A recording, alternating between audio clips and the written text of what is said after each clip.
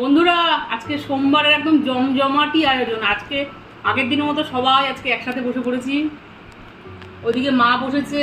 মা তুমি কি দিয়ে খাচ্ছ বলো?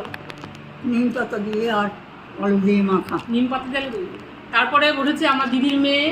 কি দিয়ে খাচ্ছ বলো? ডিম আলু সেদ্ধ দিয়ে। ডিম আলু সেদ্ধ।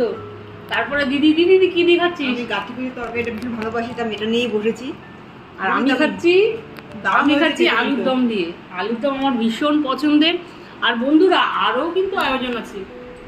এদিকে আছে ডাঁটার শাক, ওদিকে আছে গাঠি কচুর তরকারি, তারপর আলু ফুলকপির তরকারি, সমস্ত সবজি দিয়ে আমার ছাদ বাগানের ডাঁটা দিয়ে একটা সিম্পল তরকারি। তারপরে আছে কচুরলতি পেঁয়াজ রসুন দিয়ে ভাজা ভাজা, সাথে আছে ডাল, তারপর আছে দু রকমের আলু সেদ্ধ, একটা হচ্ছে গিয়ে ডিম আলু সেদ্ধ আর একটা হচ্ছে নিম পাতা ভাজা দিয়ে মাখা হয়েছে।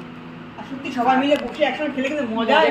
আর এদিকে আছে, এদিকে বেশি নেই, 2 পিস আছে বোয়াল মাছ, যেটা কালকে করেছিলাম থেকে গেছিলো। আজকে এই দিয়ে দুপুরবেলা একদম জমজমাটি আয়োজন।